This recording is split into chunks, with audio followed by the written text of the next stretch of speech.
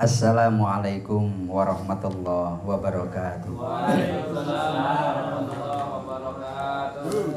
Alhamdulillah wa syukrulillah wa binikmatillah. La haula wa la quwata illa billah. Rabbi shrahli sadri wa yassirli amri wahlul 'uqdatam min lisani yafqahu qawli. Kepada yang kami muliakan segenap hadirin sekalian tanpa hadirat, yang kami muliakan jajaran kepengurusan MBCNU Batam Kota, jajaran Suriah, jajaran Tanfidiyah, yang kami muliakan segenap sahabat-sahabat Ansor Banser PAJ Batam Kota, yang kami muliakan Pak Nur Haryanto selaku senior kita bersama dan orang dalam paling dalam di antara kita dan seluruh yang hadir pada kesempatan malam hari ini. Alhamdulillah, oleh Allah kita kembali dikumpulkan dalam rangka kita bersama-sama tholabul ilmi, dalam rangka kita bersama-sama istiqomah untuk berusaha tholabul ilmi. Mari kita awali ngaji kita dengan kita bersama-sama membaca surat Al-Fatihah. Al-Fatihah. A'udzu billahi minasyaitonir rajim. Bismillahirrahmanirrahim. Alhamdulillahi rabbil alamin. Arrahmanir rahim. Maliki yaumiddin. Iyyaka na'budu wa iyyaka nasta'in. Ihdinas siratal mustaqim. Siratal ladzina an'amta 'alaihim ghairil maghdubi 'alaihim waladdallin. Amin. Bismillahirrahmanirrahim. Kita membahas kembali kitab Sulam Taufik. Kita masih pada mimma'asil lisani, berkaitan dengan maksiat-maksiat lisan. Wal intima'u lan haram nisbatake utawa nasabake ila ghairi abihi, maring liyane bapake eman, au ila ghairi mawalihi utawa maring liyane wong kang merdekake eman. Dan haram menasabkan atau menisbatkan seseorang kepada selain ayahnya atau kepada selain orang yang memerdekakannya. Seorang anak itu harus dinisbatkan kepada ayah kandungnya, jangan dinisbatkan kepada orang lain. Oleh sebab itu, ketika ada anak dinisbatkan kepada yang bukan bapaknya, itu hukumnya haram. Makanya kalau diantara kita memiliki anak yang bahasa Jawanya pupon, atau anak adopsi, atau ada anak asuh, harus dijelaskan dari awal, bapak kamu dia. Jangan sampai karena seseorang mengasuh mulai dari kecil, kemudian anak itu nanti binnya ke kita. Itu nggak boleh. Sekarang banyak sekali terjadi, terutama ketika mengacu kepada katakanlah kakak. Ada anak yang dia itu diadopsi, dimasukkan di dalam kakak. Nanti yang jadi bapaknya itu adalah yang ada di dalam kakak. Makanya ini harus ditegaskan, orang nggak boleh dinisbatkan atau diintisabkan kepada yang bukan bapaknya. Karena kalau nanti orang tidak diberi aturan seperti ini, nanti bisa jadi kacau.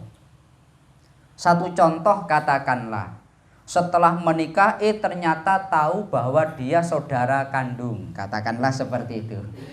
Setelah dinikahi, ternyata dia masih mahram. Nah ini jangan sampai terjadi.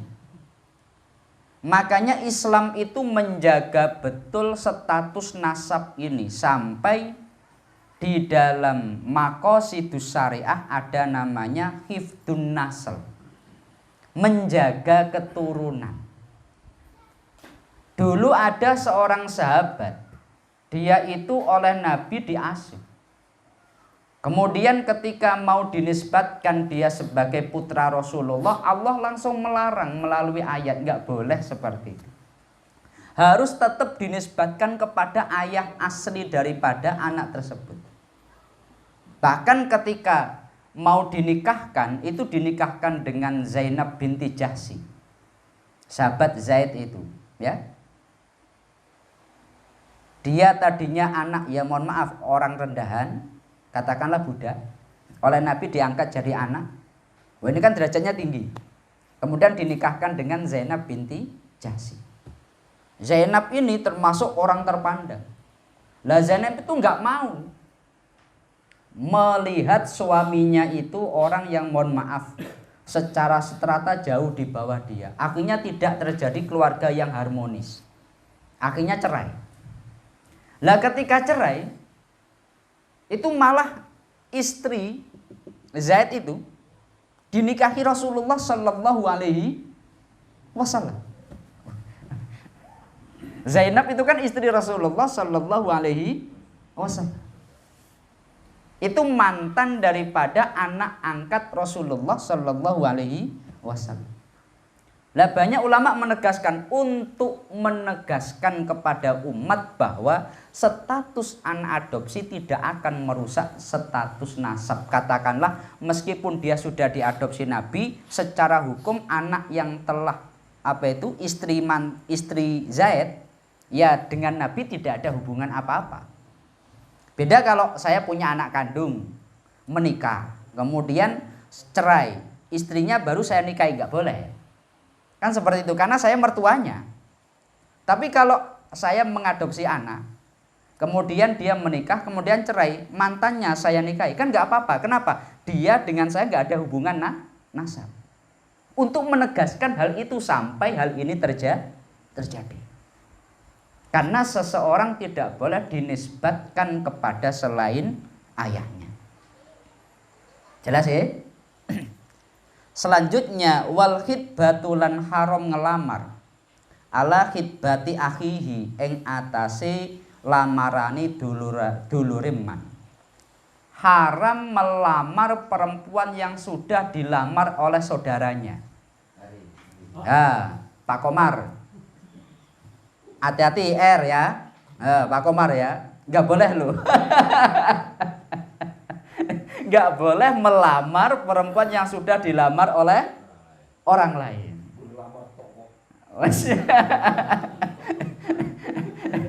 Ahli lamaran ini. Ahli lamaran. Repote kalai ahli lamaran kabeh ahli nikah ya. Nggak pernah terdengar lamaran moro-moro nikah. Lah ini repot kan ini. Jadi tidak diperbolehkan melamar lamaran daripada saudaranya. Ini menjadi satu hal yang berkaitan dengan masalah adat. Satu contoh ketika, ini kan sering terjadi itu. Ada, kalau di kampung saya itu ada orang yang seperti itu. Aku punya teman katakanlah, Kang Udin. Saya mau mendatangi perempuan yang akan saya khitbah. Krono kalau budal dewi kan gak enak, ngajak konco. Saya ngajak Kang Udin, ayo Kang Udin, moro gini calonku. Setelah aku moro-morono, besok Kang Udin moro dewi. Wes. Kendel deh. Dalane wis apal deh. Setelah selang beberapa waktu nikahit kambek Kang Udin. Itu sampai jadi omongan. Ya mohon maaf, sampai bahkan kaitan dengan masalah rizki itu sampai jadi omongan. Lo itu makan dan keluarganya hancur. rezekine sampai sekian, hutange sak gunung. Biyen krana itu ngrebut calone koncone. Ayo ini makanya hati-hati. Yo lak dhewe namanya itu kok malih kulwa, ojo. Yang ketiga malih setan itu. Lah kalau secara fikih wal khitbatu ala khitbati akhihi, tidak diperbolehkan melamar perempuan yang sudah dilamar oleh orang lain. Makanya kalau di Jawa itu ada namanya peniset. Itu tanda perempuan ini sudah ada ikatan lamaran dengan laki-laki lain. Jadi nggak ada istilah koleksi. Oh lamar ini terima lamaran itu, terima lamaran itu, diterima masalah nikahkan nanti siapa yang beruntung. Lah ini kan nggak ada. Sempenting lamar dhisik ngono. Karena Rasulullah beliau menyampaikan la yabi'u ar-rajulu ala bai'i akhihi wa la yaktubu ala khitbatihi illa ayyadzana lahu, kecuali kalau sudah diizinkan. Katakanlah saudaranya itu sudah lepas, wes aku ketorone enggak jadi dengan dia. Kalau kamu mau melamar silahkan, lah itu boleh. Tapi kalau belum ada seperti itu, selama dia sudah bahasanya dilamar, belum terjadi ikatan pernikahan, tidak boleh dilamar oleh laki-laki lain. Jadi nggak ada istilah selama janur kunir belum melengkung masih milik umum lah, nggak ada istilah seperti itu. Makanya kalau di Jawa ada namanya peniset. Kalau secara umum cincin pertunangan. Jelas ya? Selanjutnya wal fatwa lan haram fatwa bi ghairi ilmin kelawan tanpa ilmu wa ta'limin lan kelawan tanpa bibinau. Dan haram berfatwa dengan tanpa ilmu yang dimiliki dan dengan tanpa belajar dulu. Enggak boleh orang itu dikit-dikit fatwa padahal dia enggak tahu berkaitan itu. Ini akibatnya fatal. Saya ulangi lagi. Dalam kitab Sulam Taufik ini termasuk kitab yang kecil. Dijelaskan haram fatwa ketika tanpa ilmu atau tanpa belajar terlebih dahulu. Kemarin itu saya ditanya, ya ketika kita ngaji di radio, Pak Ustadz umpamanya ada orang dia belajar melalui terjemahan, kemudian dia pinter ceramah bagaimana? Ya pinter ceramah bagaimana? Apa harus yang dari pesantren? Ya, apa harus yang dari pesantren yang boleh? Kalau dia padahal setelah dia belajar jamaahnya banyak, lah ini bagaimana? Saya sampaikan. Sebetulnya yang namanya dakwah itu bukan berarti dimonopoli oleh anak pesantren, bukan.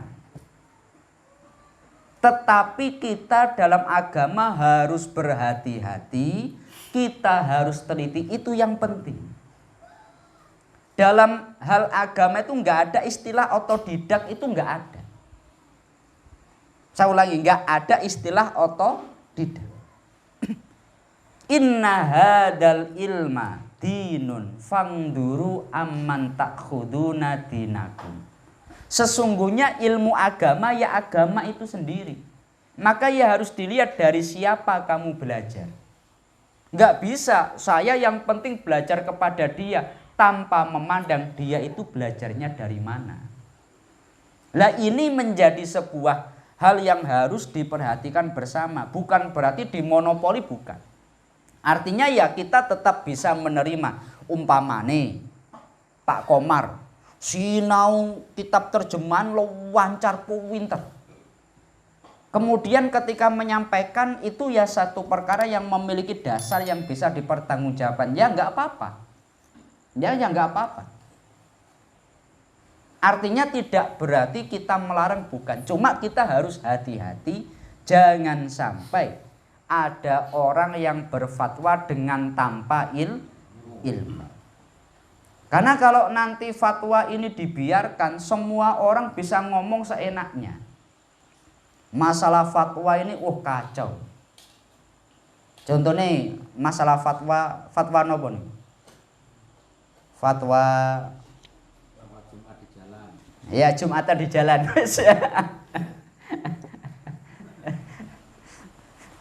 Jumatan di kapal, satu contoh lah, gak usah sing politik. Jumatan di kapal. Ya, Jumatan di kapal.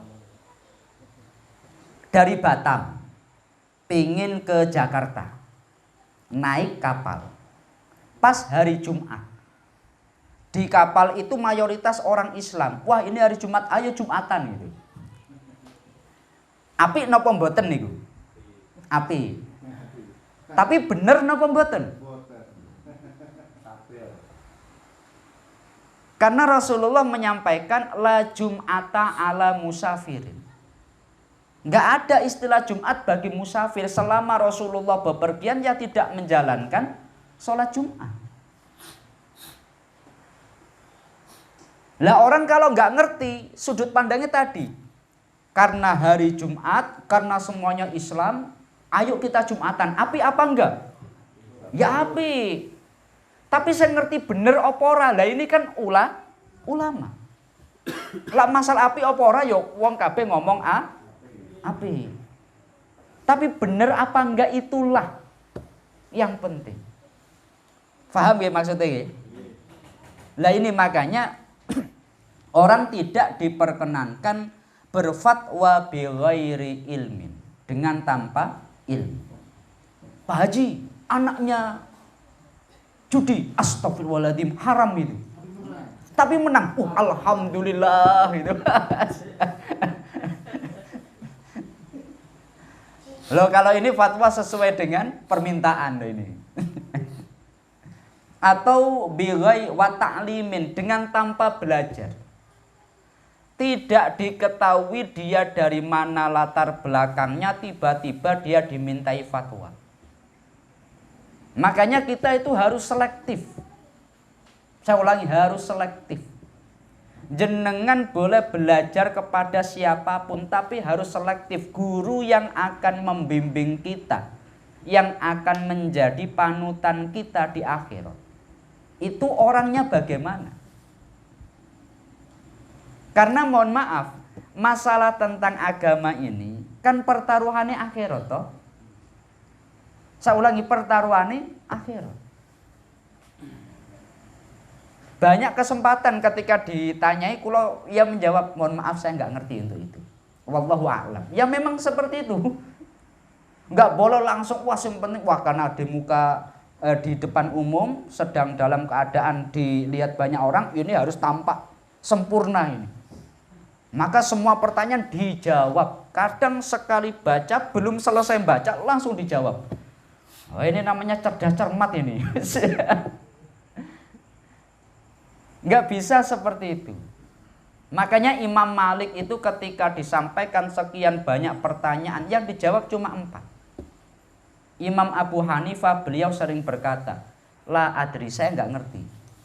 Imam Ahmad bin Hambal paling banyak ketika ditanya orang menjawab, la adri, saya nggak ngerti. Karena untuk fatwa itu nggak bisa serta-merta langsung. Saya ulangi, nggak bisa serta-merta langsung. Dikaji dulu, ditelaah dulu, kemudian ini tepat apa enggak, maslahat apa enggak. Ini satu contoh begini. Kemarin banyak beredar masalah tentang di Temiang. Di Temiang. Karena tempat pemakaman sudah sangat menipis, akhirnya dikeluarkanlah surat pemberitahuan bila tidak registrasi ulang, nanti makam yang sudah tidak terurus akan bukan digusur, akan ditimpa. Lah dari sudut fatwa, bolehkah menimpa makam? Saya ulang ya, bolehkah menimpa makam? Kalau secara redaksi kitab fikih, Oh, ketentuannya kalau tidak dalam keadaan darurat, selama yang ada di dalam sudah hancur lebur maka boleh. Dalam redaksi kitab fikih seperti itu. Tapi nanti dikembalikan, di Batam ini untuk hancur butuh berapa tahun? Yang tahu ahli geologi. Maka ya harus didatangkan ahli geologi. Kemudian di sana ada registrasi, kekuatan registrasi itu bagaimana? Ya harus didatangkan yayasan. Baru bisa mengeluarkan fatwa. Nggak bisa serta-merta ada video langsung difatwakan kafir, bos. Kita di sidang yang sifatnya dunia saja menentukan orang itu bersalah atau tidak, menentukan orang itu terdakwa atau tersangka, itu butuh sekian rangkaian sidang, butuh sekian rangkaian bukti, butuh namanya saksi, butuh namanya sekian banyak undang-undang, baru bisa ditetapkan, oh status Anda terdakwa, status Anda tersangka. Lah sekarang ini enggak. Ada sebaran video lewat WA langsung divonis, wow dia tuh munafik dia. Masya Allah. Lah saya ngoten. Nah itu namanya kan fatwa dengan tanpa ilmu. Lah sing ngoten biasanya sinten iki? Kathah napa mboten niki? Wes. Hadir di mriki gimana, Srul? Hadir. Pak Madun tolong dikeken angkat tangan dia gitu.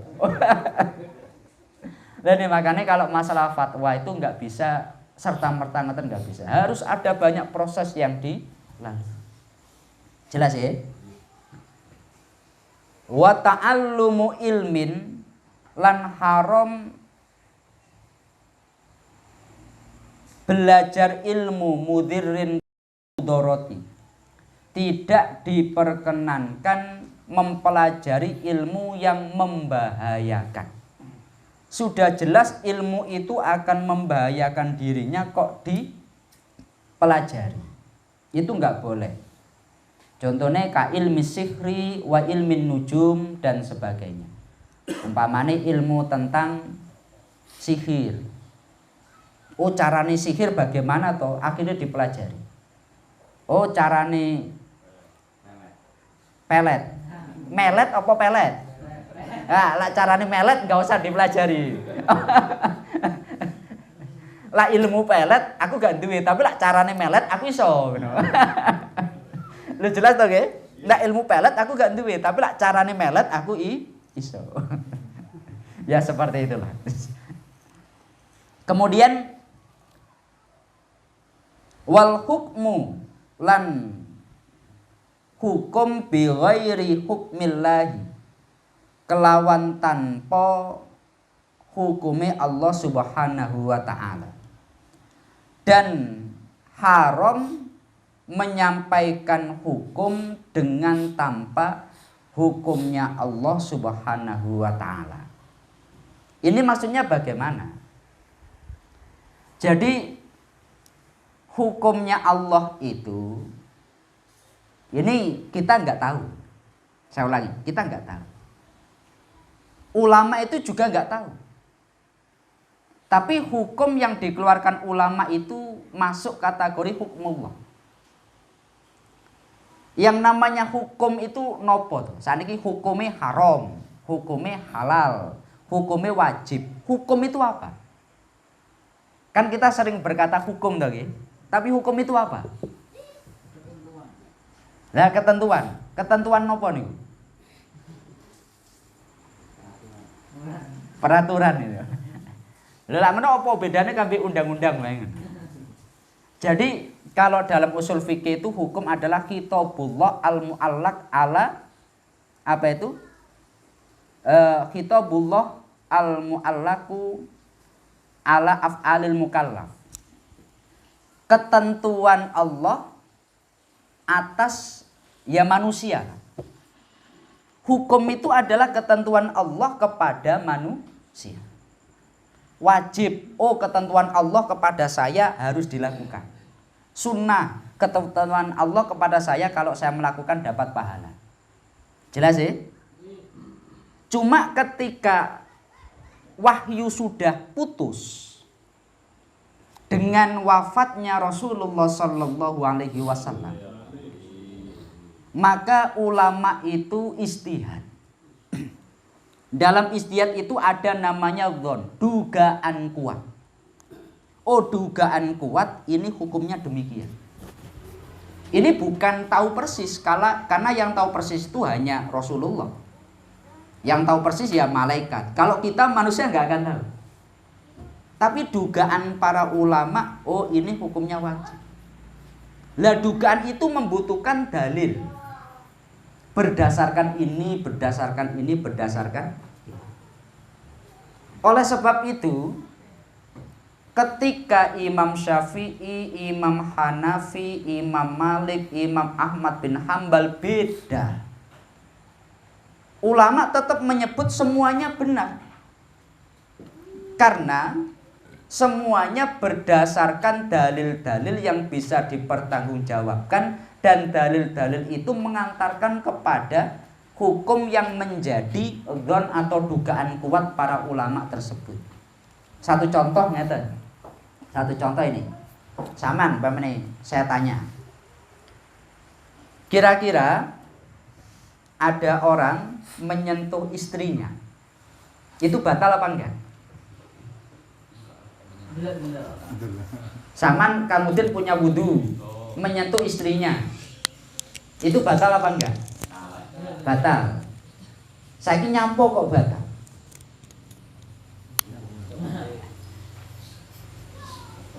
Lah ulama ini loh nyapo kok batal?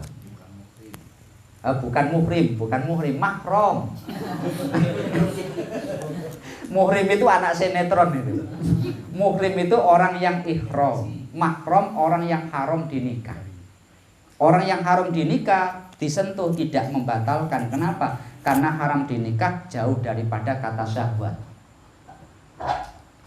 Menurut Imam Syafi'i, berdasarkan ayat Al-Quran bahwasanya hurimat alaikum ummahatukum wa banatukum wa banatul akhi dan seterusnya, ada istilah mahram, orang yang haram dinikah. Dan aula mastumun nisa, menyentuh perempuan itu mengecualikan mahram. Istri itu bukan mahram. Kenapa kok bukan mahram? Karena boleh kita nikahi. Karena boleh kita nikahi maka tidak disebut mahram. Adik perempuan saya nggak boleh saya nikahi karena dia mahram.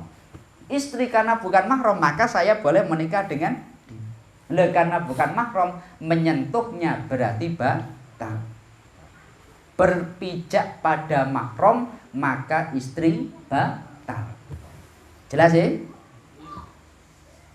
Imam Ahmad bin Hambal berdasarkan hadis, Nabi mbiyen sadurunge jamaah itu beliau nginceng cendela ngecup istrine dhisik. Sayang, umpamanya gitu. Terus jamaah. Niki sinten sing biasanya mimpin jamaah niku. Umpamanya dipraktekne wis kondang gitu. Itu sahabat ya lihat. Maka berdasarkan itu, oh ini kan istri Nabi.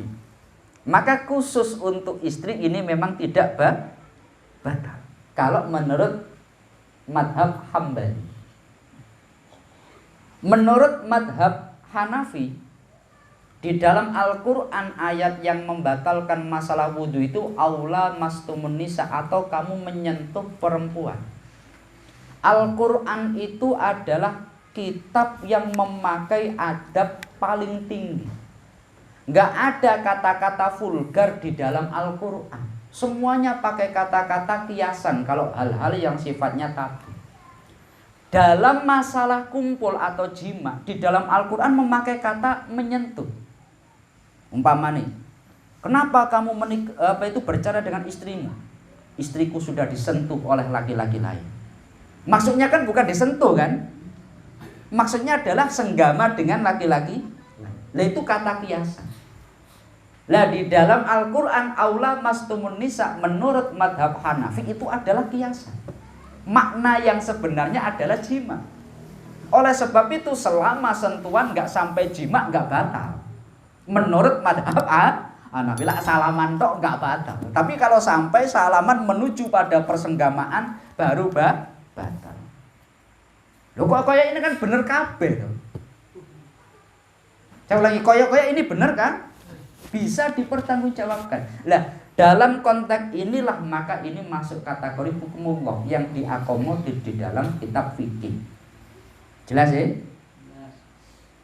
Lah beda maksud daripada orang-orang Khawarij. Orang-orang Khawarij itu ketika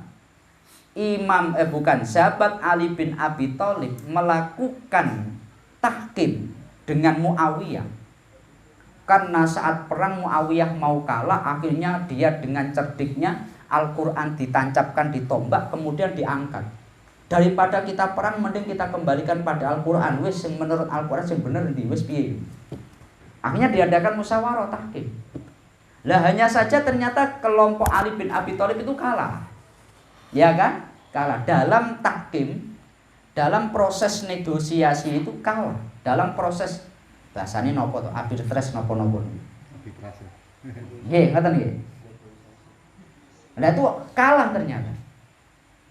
Akhirnya kelompok Ali itu banyak yang sakit hati. Ini karena Ali dan Muawiyah sudah tidak memakai hukum Allah. Apa ada istilah tahkim di dalam Al-Quran ini? Ya. Apa ada istilah seperti ini? Akhirnya Muawiyah dihukumi kafir, Ali juga dihukumi kafir. Ali akhirnya dipateni. Muawiyah dipateni kebetulan pas gak ngimami, selamat. Gak ngimami kadang juga enak selamat ya. Muawiyah itu apa dipateni? Karena subuh-subuh saat Idul Fitri, dia ternyata dalam keadaan sakit. Akhirnya gak budal. Akhirnya orang yang menunggu itu ya gak ketemu kan. Amr bin As itu juga selamat. Yang mau dibunuh 3 orang itu. Dalam konteks ini karena dia pelaku tahkim. Ali bin Abi Thalib, Muawiyah bin Abi Sufyan, Amr bin Asla. Ali dilalai kuwi sing kena. Muawiyah selamat, Amr bin As selamat. Akhirnya lanjutlah Ali bin Abi Thalib wafat, dilanjutkan oleh Hasan, kemudian pindah kepada Muawiyah ke khalifahan. Selanjutnya, gue bahas terlalu aduh ya. Wanat bulan haram sambat-sambat. Wan niyahatu lan haram jerit-jerit. Dan haram sambat-sambat dan haram jerit-jerit itu maksudnya dalam konteks orang yang wafat. Ini loh yang diharamkan Rasulullah ini. Kalau ada orang wafat, Rasulullah itu ketika putranya wafat, Sayyid Ibrahim wafat, Rasulullah yang menangis. Jelas ya, Rasulullah ya menangis. Nabi ketika memakamkan apa itu, karena putri-putri Nabi kan wafat sebelum Nabi wafat. Yang wafat setelah Nabi itu hanya Fatimah. Dari sekian banyak putri-putri Nabi, kan wafat sebelum wafatnya Nabi. Jelas ya? Baru setelah itu Nabi wafat, Fatimah lewat sekitar 6 atau 7 bulan wafat. Maka keturunan Nabi kan wafat nih. Lah, Hasan Husain sebagai cucunya. Nabi itu ketika memakamkan anaknya, yakni Sayyid Ibrahim, beliau yang menangis. Ketika memakamkan keluarganya, ya beliau menangis. Tetapi yang tidak diperbolehkan itu adalah an-nadbu, sambat-sambat. Wan niyahatu, jerit-jerit. Itu maksudnya pripun? Orang yang ketika ditinggal wafat, dia itu berlebihan. Ya, berlebihan. Itu yang enggak boleh. Jadi kalau sekedar takziah, kalau sekedar mengenang itu enggak sampai haram. Kalau pernah, ya mohon maaf, pernah lihat sendiri nih. Ketika jamaah, kemudian di tengah jamaah itu koyok enek wong beleh-belehan. Wah, ini Masya Allah. Sholatnya gak khusyuk. Padahal kayaknya iku ya tetap gak khusyuk. Apa meneh enek iku, jadi malah gak khusyuk. Orang kadang kan selalu mencari kambing hitam kayak ngono. Lah setelah selesai sholat, coba ditengok. Ternyata itu ada anak, mohon maaf. Anak itu dia makan pentol, nggih, makan pentol. itu mandek ning tenggorokan. Ditok ning enggak iso, disuruh mlebu enggak iso. Jelas ya? Prosesnya kayak ngono. Akhirnya pripun? Keluarganya itu nangis guling-guling sampai enggak karu-karuan. Nah ketika saya datang saya cek ketorane wis gak enek. Ya wis. Tapi keluarganya itu Masya Allah dikon meneng yo enggak iso, dikongkon sabar yo enggak iso, bahkan sampai nyalahke wong liya, kabeh disalah. Gulung-gulung ning ngarep omah. Lah itu namanya yang diharamkan seperti itu. Berlebihan sampai pada taraf koyok-koyok enggak menerima takdir Allah Subhanahu wa taala. Kalau ditinggal wafat sedih itu wajar. Rasulullah pun juga sedih. Yang enggak boleh ketika sambat-sambat atau jerit-jerit sampai pada taraf menolak takdir Allah Subhanahu wa taala. Sing ditakdirkan sugih yo ada ketentuan. Sing ditakdirkan melarat yo enek ketentuan. Sugih ya harus syukur. Sing melarat yo kudu sabar. Ojo sampai sing sugih akhirnya kok malih wah, rumah sombong. Sing melarat, wah iku sugih gak pernah repot kabeh malah dadi salah kabeh. Artinya syariat itu Masya Allah memberikan ketentuan orang dalam keadaan sedih ya boleh, tapi dengan ketentuan seperti ini. Orang yang dalam keadaan seneng ya boleh, tapi dengan ketentuan seperti ini. Jelas ya? Kemudian wa kullu qaulin lan haram ucapan yuhisu kang mendorong apa kaul ala muharramin ing atase perkara kang den haramake, atau dia berkata-kata yang kata-katanya itu mendorong kepada keharaman, provokatif. Haram mengeluarkan kata-kata yang kata-katanya itu mendorong pada keharaman. Dia kata-katanya biasa tetapi mendorong pada keharaman. Bahasanya ya kalau sekarang provokatif. Prof, maaf saya tidak profesor. Siapa yang menyebut Anda profesor? Provokator gitu. Oh, maksud Anda itu loh gitu. Prof gitu. Lah ini tidak diperkenankan seseorang mengucapkan kata-kata yuhissu ala muharramin yang mendorong kepada keharaman. Diharamkan berkata-kata dengan provokatif. Lah ini mungkin pembahasan kita pada malam hari ini. Selanjutnya mungkin ada yang ingin ditanyakan, monggo Kang Basir. Sak durunge ngaji wis duwe pertanyaan deh. Belum. Oh, durung. Nanya itu yang di kapal itu kurang paham, Bang. Oh, no. Sholat Jumat itu kan ada waktu kosong juga kan. Kalau sholat kan lebih bagus. Iya. Hebatnya Kang Basir ini. Yang ditanyakan adalah contoh bukan materi, no. Datang kan? Apa itu? Kalau kita sholat itu hukumnya apa ya? Kalau nggak sholat gimana caranya untuk kita sholat? Nggak sholat kok gimana caranya untuk kita sholat? Ya kan kita musafir. Musafir kan tetap sholat juga kan? Iya. Nah, itu waktunya bagaimana? Jumatan atau Jumatan. diganti sholat zuhur gitu. Ganti sholat zuhur. Lah niku diganti sholat dulu jamak kosor.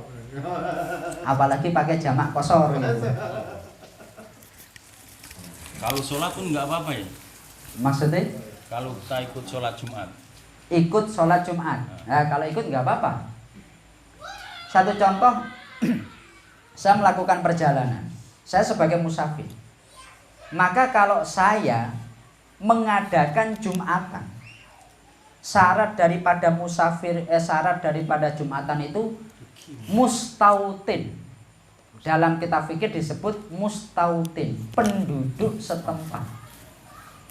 Saya penduduk setempat di sana, bukan di sini. Maka saya tidak sah mengadakan Jumatan. Tapi kalau penduduk setempat yang saya lalui mengadakan Jumatan, saya ikut, baru sah. Jelas ya? Saya ulangi lagi. Saya jalan ke Jember. Berhenti di Surabaya. Di sana ada Jumatan. Saya ikut Jumatan di sana, sah. Tapi kalau saya dengan teman-teman mengadakan rombongan kita Jumatan sendiri, ini tidak sah. Paham ya? Di kapal mana yang disebut penduduk setempat itu mana? Yang bekerja. ABK. ABK rasane masa penduduk setempat. Enak dah keluargane ning kono, KTP-ne kono lah. Tinggal di kapal itu, Mas. Ono suku laut gitu. Kalau yang kerja ya gimana? Kalau yang kerja itu malah disebut dai musafir. Orang yang dia dalam keadaan musafir selamanya. Itu nanti ada pembahasan tersendiri. Ngaten, contohnya apa itu? Supir bis. Supir bis antar provinsi. Mau nggak mau dia itu ya nyupir terus. Padahal keadaan wah ini waktu sholat, tapi nyupir terus. Ini waktu berbuka, waktu sahur nyupir terus. Lah ini bagaimana? Apakah dia karena ini menjadi pekerjaannya, saya berarti tetap puasa meskipun saya musafir, tapi kan ini pekerjaan gitu. Atau karena saya musafir, saya tetap boleh nggak puasa, status saya sebagai musafir. Nah itu nanti ada pembahasan sendiri kaitan dengan orang seperti itu.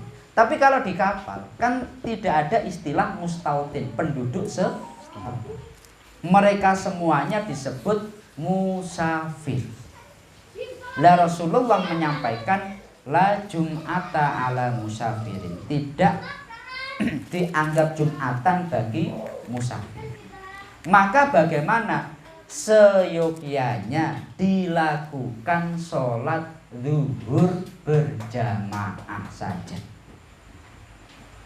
Saya ulangi lagi.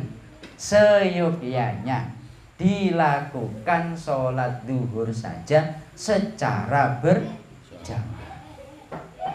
Jelas Kang ya? Enggak mungkin ada yang tanya Malik?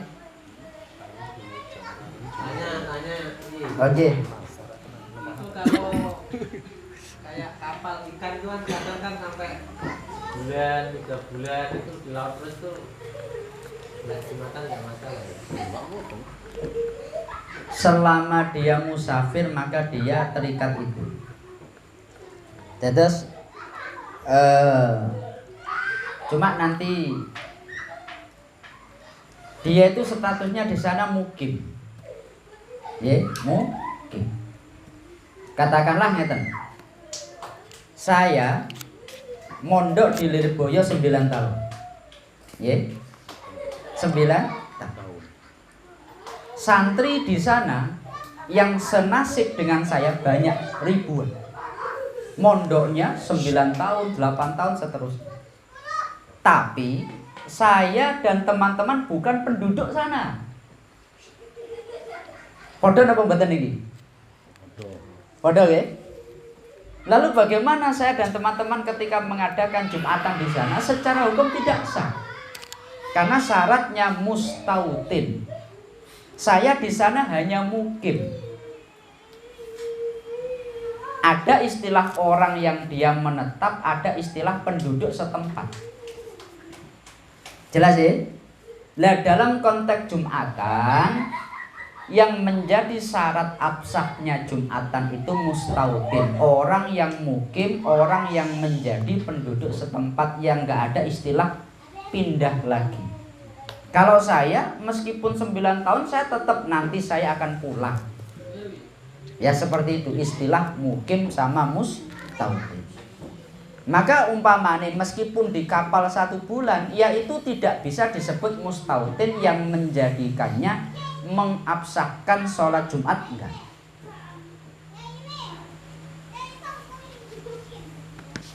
Saya ulangi malih nih, ini penting nih. Krono agama yo aja gawe perasaan.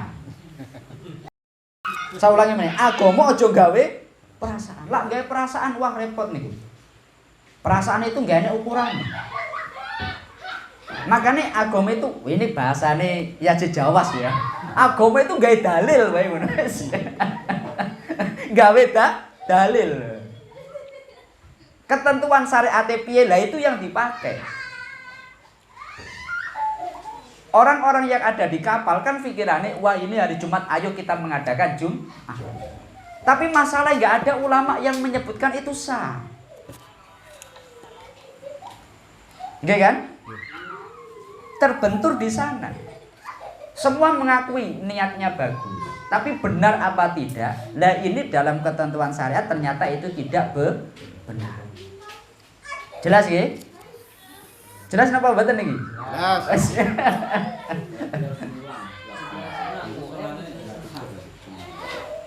Saman biar pelaku ya? Melu-melu. Melu-melu Jumatan. Nah. Kalau sholat itu nggak ada istilah nggak ada istilah nggak apik. Sholat meskipun nggak sah tetap untuk ganjaran. Saya ulangi, sholat meskipun nggak sah tetap untuk ganjaran. Umpamanya ngeten, contoh, saya sholat sunnah, di tengah-tengah sholat enek tamu, sholat saya batalkan, jelas sholat saya batal. Karena ada tamu maka saya menemui tamu. Cuma masalahnya sholat yang saya lakukan itu nanti bagaimana? Tetap dapat pahala. Jelas ya? Cuma karena saya sholatnya nggak sah, kalau dalam konteks sholat fardu berarti saya belum melakukan. Mengkodok. Paham ya? Lah Jumatan sembian, ya memang bener, itu wis entuk pahala. Sama duwe keapian, yang saya nggak pernah melakukan itu. Wes, Saman punya kebaikan yang saya nggak pernah melakukan itu. Tapi berarti punya hutang sholat duhur. Jelas ya? Nah, nggak mungkin ada yang tanya Malik. Terkait batalnya sentuhan dengan istri, itu sejauh mana? Apakah yang batal itu sentuhan yang tidak sengaja membatalkan, atau disengaja, atau bagaimana? Atau dengan nafsu? Itu udah pasti lah itu. Lah ya. Masa lah ya jenenge katanya kan persentuhan sama istri nggak nafsu belum. Kalau dengan istri nggak nafsu gimana? Kan dengan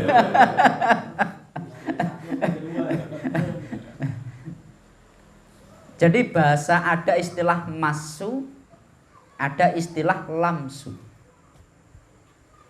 Kalau yang namanya apa itu? Lamsu itu bersentuhan. Arti bersentuhan itu pripun? Yang penting sentuhan, baik syahwat atau tidak, sengaja atau tidak, enek cereng-cereng atau enggak, tetap hukum selama kulit ketemu kulit batal. Jelas ya? Tapi ada ulama yang memaknai, ini kalau dalam kitab Mahali ada ulama yang memaknai aula mastumun nisa bimakna masu. Ya, bimakna masu. Ini tapi masih dalam fikih Syafi'i. Kalau masu itu menyentuh, kalau lamsu bersentuhan. Bersentuhan artinya selama terjadi persentuhan. Kalau menyentuh berarti ada kesengajaan. Nah, kalau masu yang batal hanya yang menyentuh. Tapi kalau dalam mazhab Syafi'i ini pendapat kedua. Jadi kalau dalam mazhab Syafi'i itu ada dua pendapat. Satu, kedua-duanya batal. Baik syahwat atau tidak, sengaja atau tidak, nikmat atau tidak, selama bersentuhan batal. Yang kedua, bimakna masu. Yang menjadi pelaku dia yang batal. Yang jadi objek enggak, tapi ini pendapat kedua. Karena memaknai aula mastumun nisa bimakna masu. Jelas ya? Kira-kira sing nyentuh niku sing lanang apa sing wedok? Lanang. Sing batal sing lanang lah. Bisa bolak-balik. Atau saling sentuh kan ngono kan. Repot lah. Tapi kalau pakai opsi kedua bisa. Jadi kadang-kadang istri tersenggol kita bilang minggir nanti kena senggol, tiba-tiba senggol. kita pakai saja, kita korban, kita tidak batal, boleh? Itu tetap boleh. Dalam madhab Syafi'i tetap boleh selama jadi objek. Tapi nggak batal ya? Ya, Karena sering kejadian itu. sering kejadian. Oh ya, sering kejadian ya. Emang istrinya ada berapa sih, Pak? Kok sampai sering itu? Oh, rumahnya sempit, bukan orangnya yang besar. Enggak, jelas ya. Jadi dalam madhab Syafi'i sendiri sebetulnya ada opsi, ada solusi. Pendapat kedua itu memaknai aula mastumun nisa bimakna masu. Ada istilah lamsu, maknanya bersentuhan. Satu contohnya tadi. Dalam bab membatalkan wudu, dari sekian banyak itu disebutkan dua. Satu, lamsun bi ghairi, apa itu? Bi ghairi jinsin, ghairi mahromiyatin. Bersentuhan dengan selain jenis yang bukan mahram. Yang kedua, au masu dzakarin. Ya. Au masu sau'ataini, atau menyentuh dzakar. Sampeyan pemene nyentuh, mohon maaf, menyentuh dzakari dewe itu enggak podo kabeh nyentuh irung. Nyentuh irung enggak batal, nyentuh dzakar batal. Tapi lak disenggol piye?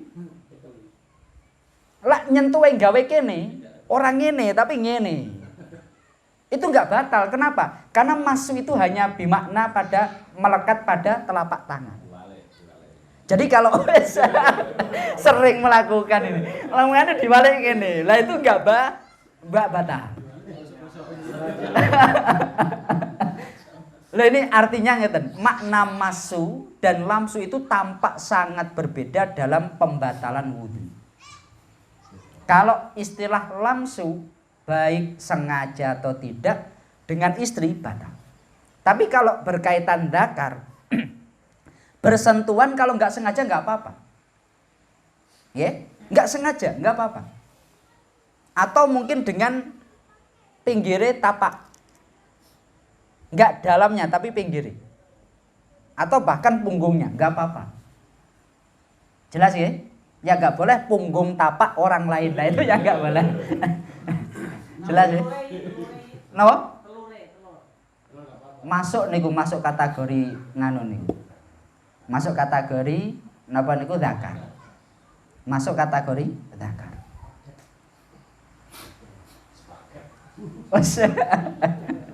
Enggak, mungkin terakhir ada yang tanya? Atau sama cukup ya? Alhamdulillah. Ya semoga melalui istiqomah kita tolabul ilmi ini kita semuanya diakui sebagai santri-santri Hadratus Syekh. Al-Fatihah. A'udzubillahi minasyaitonir rajim. Bismillahirrahmanirrahim. Alhamdulillahirabbil alamin arrahmanir rahim maliki yaumiddin. Iyyaka na'budu wa iyyaka nasta'in ihdinas siratal mustaqim. Shiratal ladzina an'amta 'alaihim ghairil maghdubi 'alaihim waladdallin. Amin. Wallahul muwaffiq ila aqwamit thoriq. Wassalamualaikum warahmatullahi wabarakatuh. Waalaikumsalam.